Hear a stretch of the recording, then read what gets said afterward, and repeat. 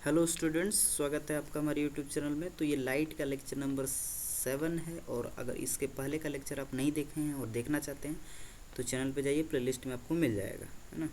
बाकी आप कंटिन्यू करना चाहते हैं तो कर सकते हैं। ओके, देखिए अभी तक हम लोग पढ़ चुके हैं रिफ्रैक्शन थोड़ा सा, है ना। पढ़ना है क्या, लेंस और रिफ्रैक्शन थ्रू लेंसेज, मतलब लेंसेज। तो लेंस के बारे में मैंने बताया था क्या, थोड़ी बहुत बातें मैं रिपीट कर दूँ, है ना। कि लेंस के बारे में मैंने बताया था कि एक ट्रांसपेरेंट मीडियम होता है। क्या होता है? ट्रांसपेरेंट मीडियम होता है, और ये बाउंडेड बाई, है ना, which is bounded by at least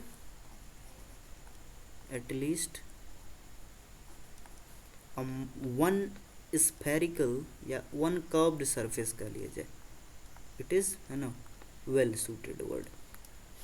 ये मैंने बताया था। लेंस मैंने बताया था आपको दो तरह का हो सकता है, कॉनकेव, जनरली, है ना, जनरली इसको कॉनकेव या convex.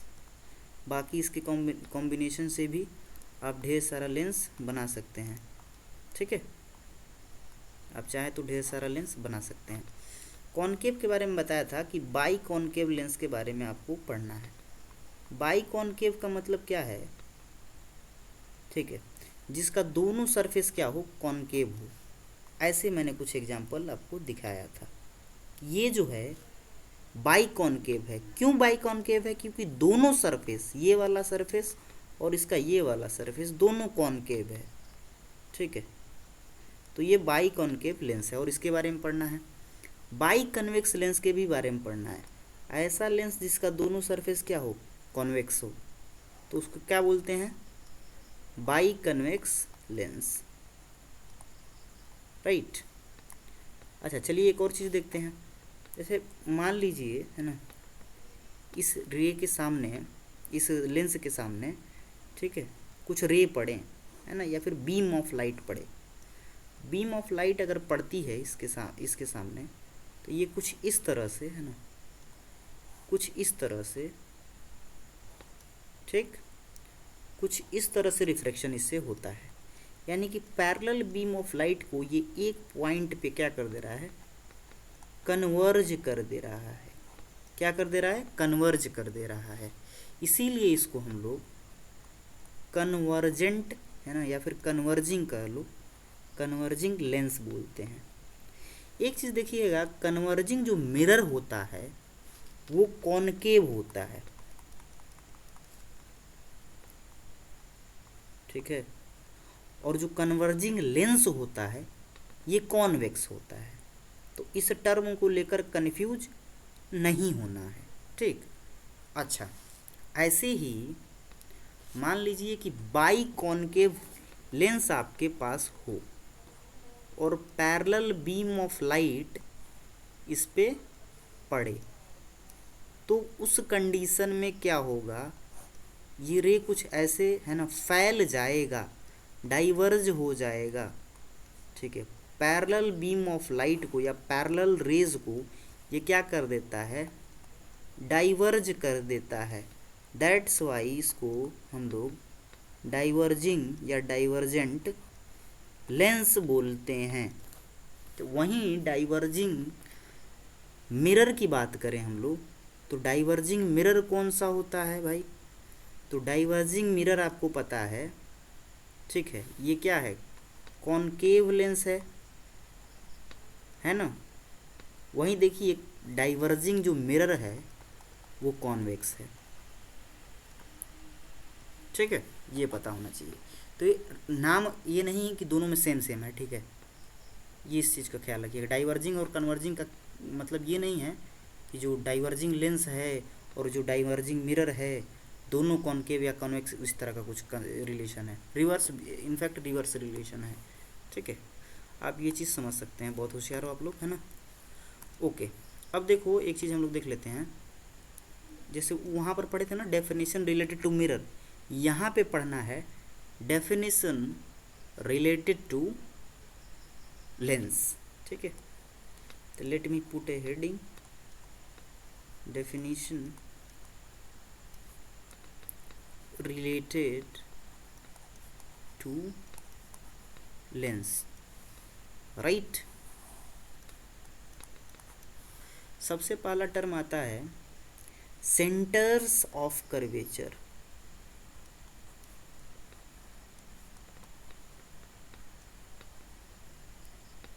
Centres of curvatures, curvature लिखना चाहिए, कर्वेचर्स नहीं, ये क्या यार, कर्सिव लिखने में कभी कभी नुकसान भी है, वैसे मैं इतना कर्सिव नहीं लिख पाता हूँ, ठीक है। सेंटर्स ऑफ कर्वेचर, अब सेंटर्स मैंने यूज किया है ना। अब क्यों यूज किया आपको इस समझ में आ जाएगा खुद ही, ठीक है। मान लो ये लेंस है, जानबूझ के मैंने ऐसा बनाया है, दोनों का कर्वेचर मैंने अलग रखा है। तो देखो यहाँ से एक मैंने लेंस बनाया है और इस यहाँ पे एक लेंस बनाया है और उसके दो सरफेस से मैं स्फेयर खींच रहा हूँ इमेजिनरी। तो यहाँ पर दो स्फेयर बन रहे हैं, तो जाहिर सी बात है दो सेंटर भी बनेगा, इसीलिए यहाँ पर मैंने सेंटर्स वर्ड यूज किया है। तो किसी भी लेंस का, है ना, किसी भी लेंस का जो दो सरफेस होता है वो दो इमेजिनरी स्फेयर फॉर्म करता है, जिसका सेंटर सेंटर्स ऑफ कर्वेचर कहलाता है। अब यूज होता है वर्ड प्रिंसिपल एक्सिस। क्या यूज होता है? Principal axis. तो देखो ये जो इमेजिनरी स्फीयर हैं, ठीक है, मैं यहाँ पर देखो वहाँ पर कन्वेक्स का केस लिया था, यहाँ पर कॉनकेव का केस लेकर बता रहा हूँ। ये जो इमेजिनरी स्फीयर होते हैं, इनका जो सेंटर है यानी कि सेंटर ऑफ कर्वेचर्स, इससे पास होने वाली इमेजिनरी लाइन को हम लोग क्या बोलते हैं? प्रिंसिपल एक्सिस बोलते हैं। बोलो इतना बात समझ में आई ना? ओके, आगे बढ़े। अच्छा, तो थोड़ा सा पेज स्लाइड करने दो, हैं, जगह लेने दो मुझे। Centres of curvature, principal axis. अब पॉइंट आता है ऑप्टिक सेंटर। क्या पॉइंट आता है? Optic centre. ये सेंटर्स नहीं होता है, एक ही होता है, ठीक है। तो मान लो ये एक लेंस है, ठीक, मान लो ये लेंस है। इस लेंस में, इस लेंस के बीच में एक ऐसा पॉइंट होता है जहाँ से अगर कोई लाइन रे पास करे तो अनडेविएटेड, बिना कोई रिफ्रैक्शन के, बिना डेविएट हुए सीधे निकल जाती है। उस पॉइंट को हम लोग ओ से रिप्रेजेंट करते हैं और उस पॉइंट को हम लोग ऑप्टिक सेंटर बोलते हैं। बोलो ये बात समझ में आई? आ गई होगी ना, बहुत होशियार हो तुम लोग। अब इसके बाद एक टर्म होता है जिसको अपर्चर बोलते हो तुम लोग, ठीक है।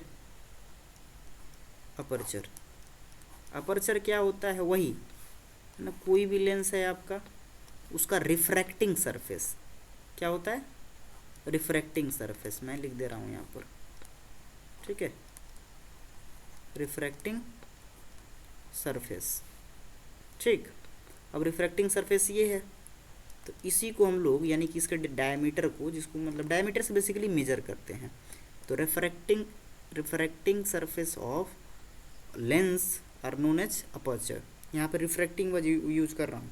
मिरर के केस में मैं क्या यूज कर रहा था? रिफ्लेक्टिंग, क्योंकि वहाँ पर रिफ्लेक्शन होता था, ठीक है। इसको इसके डायमीटर से मेजर करते हैं हम लोग। इतनी बात समझ में आ गई होगी, ठीक है। एक बार और देख लो, है ना, ये देख लो फिर से एक बार और। सेंटर ऑफ कर्वेचर्स क्या होता है, ठीक है, प्रिंसिपल एक्सिस क्या होता है, ऑप्टिक सेंटर क्या होता है और अपर्चर क्या होता है, ठीक है। इसके पहले की बात तो समझ में आ ही गई होगी, ठीक है।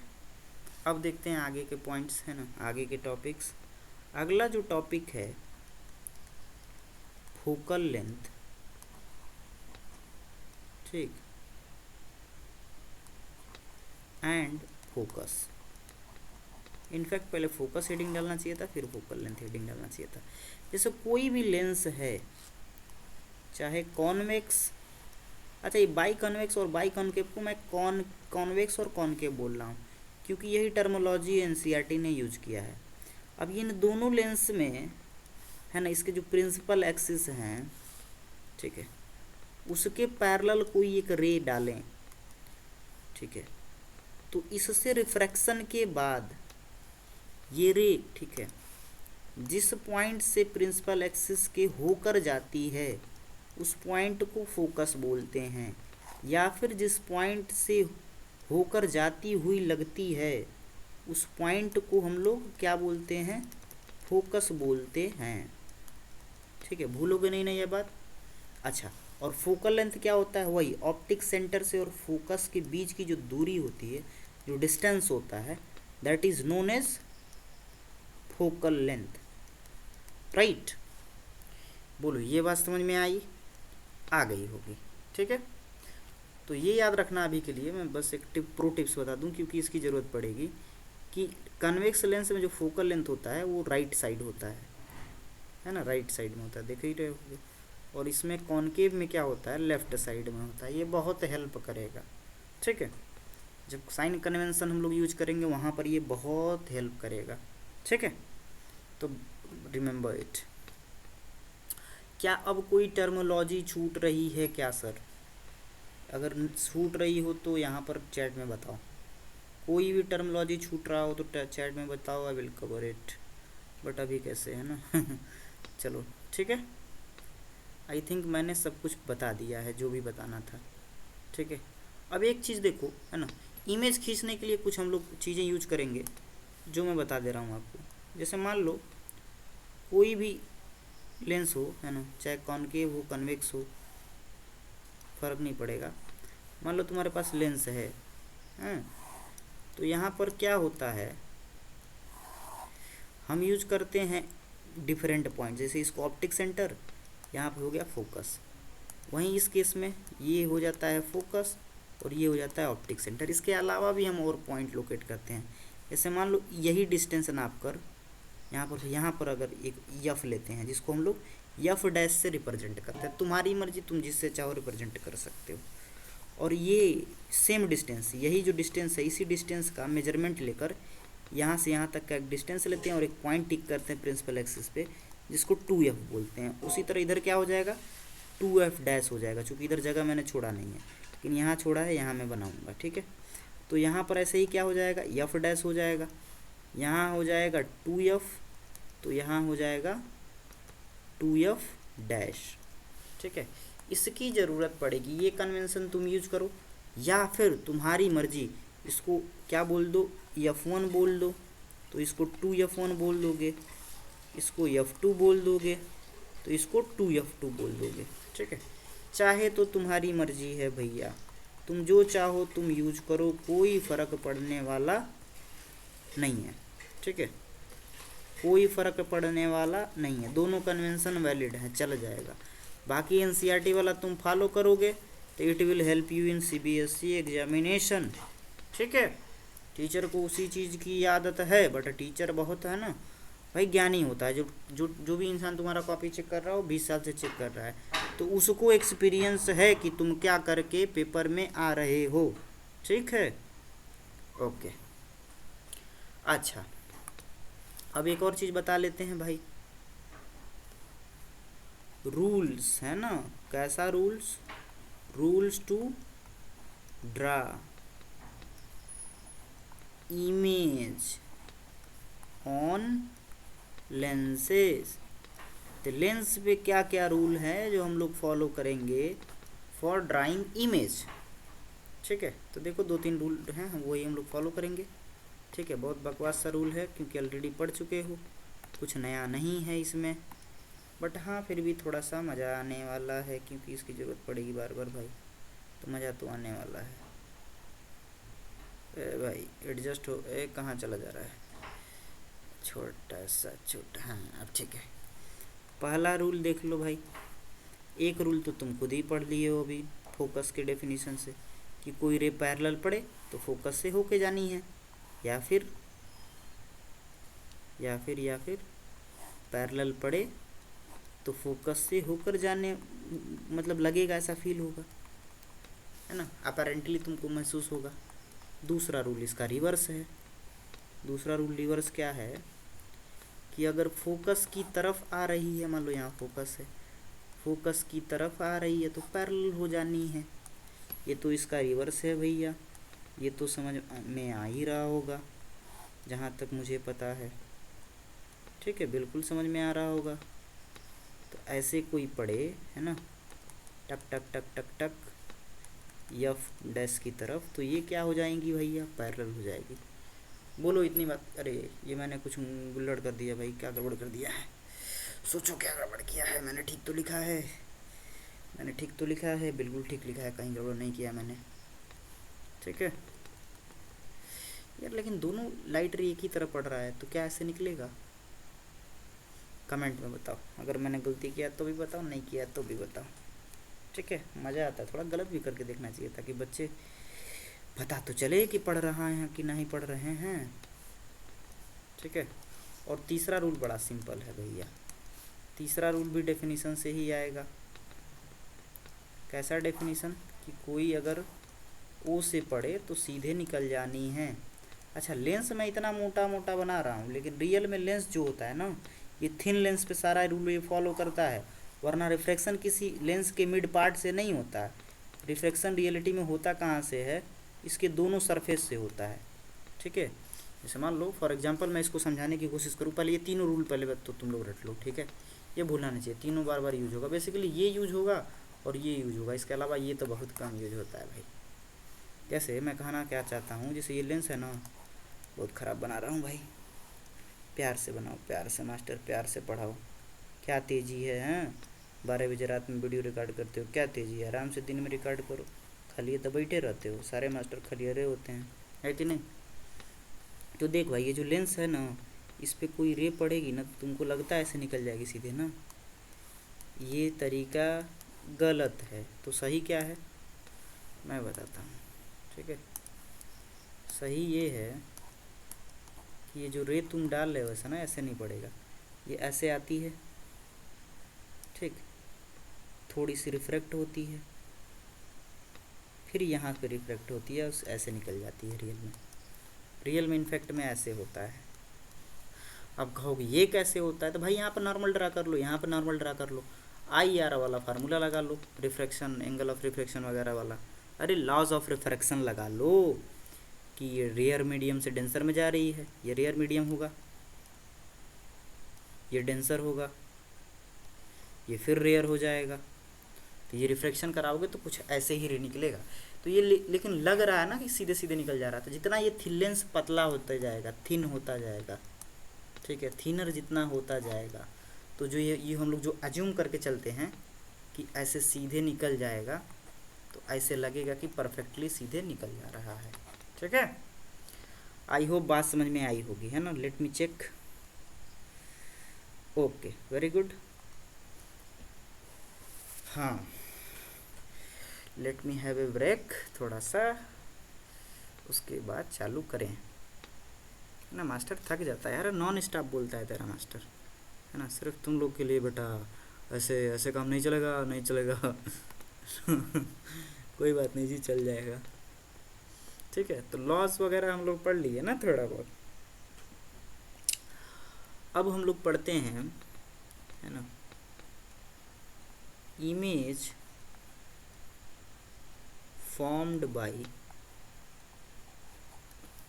चलो कॉनकेव का केस ले लेते हैं पहले। हमेशा मैं एनसीईआरटी का सीक्वेंस फॉलो करता हूँ, आज एनसीईआरटी का सीक्वेंस थोड़ा सा हटाते हैं हम लोग। तो कॉनकेव लेंस से इमेज बनाएंगे हम लोग। तो पहला, व्हेन ऑब्जेक्ट, ये मज़ा नहीं आ रहा, ये वाइट बैकग्राउंड पे काम करता है, इज प्लेस्ड एट इन्फिनिटी। ये जो इंक है ना, ये उस पर काम करता है ज़्यादा बढ़िया, वाइट बैकग्राउंड पे इस पर बढ़िया नहीं काम करता ये पेंसिल, तो वही पेंसिल यूज करना चाहिए जो काम करता है। काम कौन करता है ज़्यादा, ये ग्रीन वाला बहुत मस्त चलता है ना, ग्रीन पे ब्लैक कोई भी चमके, बस समझ में आना चाहिए। तो देखो ये लेंस कैसे होता है कॉनकेव, ऐसे होता है कुछ, बड़ा बड़ा फिगर बनाओ मास्टर, बड़ा सुंदर लगता है ना, इतना जल्दी जल्दी तो खींच लेते हो, हम लोग को भी सिखा देते तब न मानते, सिखाते तो वो नहीं, गंदा मास्टर। ऐसा नहीं है, कोशिश करता हूँ बहुत कुछ सिखाऊं। अभी डायग्राम खींचना सिखाऊंगा, कुछ कहेंगे बस टाइम पास करते तो हो, पढ़ाते वढ़ाते थोड़ी हो, तो जब देखो, जब ऑब्जेक्ट इन्फिनिटी पे रखा हो ना, तो मैंने क्या सिखाया है, इन्फिनिटी से रे पैरेलल लेते हैं, क्योंकि इन्फिनिटी से आते आते कोई भी रे पैरेलल हो ही जाती है, और पैरेलल होकर कोई रे जा रही है तो इन्फिनिटी पे एक दूसरे को काट देती ही देती है। ठीक है, ये बात मैंने बता रखा है ऑलरेडी। तो ये ऐसे निकलेगा रिफ्रैक्शन के लॉ के हिसाब से। बैक ट्रेस करेंगे भाई, तो जब बैक ट्रेस करेंगे तो लगेगा कि इस पॉइंट पे है ना इमेज बन गया है। तो चलो इमेज के बारे में, भाई क्या लिख रहा हूँ मैं, मास्टर का इलाज कराना पड़ेगा। इमेज के बारे में बताओ। एट फोकस, बहुत बढ़िया, फोकस पे बना है। अच्छा, साइज बताओ, तो पॉइंट लाइक। ठीक है, या फिर जिसको तुम लोग वर्ड यूज करते हो ना technically, highly diminished.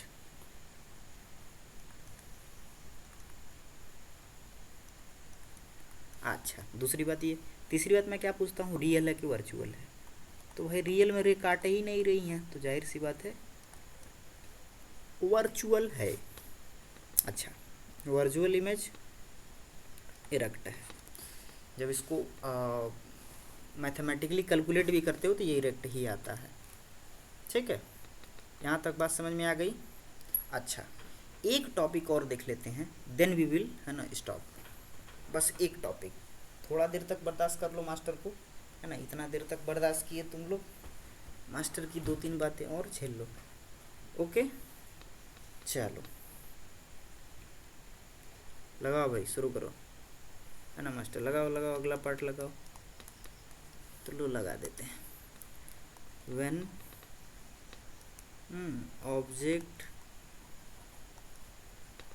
Is in front of lens, फर्क ही नहीं पड़ता है कहाँ रखे हो, कहीं भी रखो। ठीक है, अरे भैया मेरा पैर, मेरा पैर, एक सेकंड, थोड़ा सा रेस्ट, चल जाएगा क्या? पैर सुन हो जाता है यार, कुर्सी पे बैठा नहीं हूँ इस टाइम, बेड पे बैठ के बनाना बहुत दिक्कत होता है। खैर कोई बात नहीं, तुम्हारा मास्टर ये भी झेल लेगा, मेहनत तो पार्ट करना पड़ेगा भाई, कुछ पाने के लिए कुछ खोना पड़ता है। ओके, तो ये रहा आपका लेंस, ये रहा ओ, ये रहा एपा, ये रहा 2 एपा, ये होता है कौन सा एपा-, ये 2 एपा-। ऑब्जेक्ट को मान लो यहाँ पे रखें हम लोग, तो एक रे पैरेलल कैसे जाएगी, ऐसे बैक ट्रेस करोगे तो यफ पे, एक रे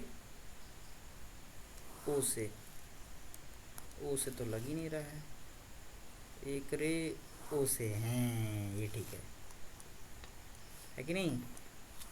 अब देखो इमेज कहाँ बना है, यहाँ एक दूसरे को लग रहा है कट कर रही हैं, क्योंकि एक रे जो है रियल नहीं है, वर्चुअल है, तो ऐसा फील हो रहा है कि यहाँ कट कर रही हैं।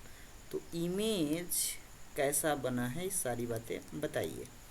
पहला कहाँ बना है, तो between F and O, focus and optic centre. दूसरी चीज़ साइज बताइए, तो smaller in comparison to what, object. ठीक है, रियल की वर्चुअल, भाई वर्चुअल, और इरेक्ट सीधा है। ठीक है, और एक और बात बोल दूं कि कॉनकेव लेंस से बनने वाला इमेज ऑलवेज, ये लेंस लिख लेने दो वरना मिरर वाला कमेंट कर करके मार डालेंगे सब। ऑलवेज इरेक्ट होता है, वर्चुअल होता है, और स्मॉलर देन ऑब्जेक्ट होता है। ये 3 बातें हमेशा होंगी, किसके केस में, कॉनकेव लेंस के केस में। कॉन्वेक्स का नहीं बोल रहा हूँ, या फिर कॉनकेव मिरर का नहीं बोल रहा हूँ, ये बात ख्याल रखना। ठीक है, मैं बोल किसका रहा हूँ, कॉनकेव लेंस का। ठीक है, आई होप समझ में आई होंगी, है ना। बहुत अच्छे बच्चे हो आप लोग, है ना, मेरे लिए बहुत करते हो, शेयर भी करते हो, सब्सक्राइब भी करते हो, दूसरे का फ़ोन छीन छीन के सब्सक्राइब करते हो। ठीक है। चलो इसके लिए थैंक यू।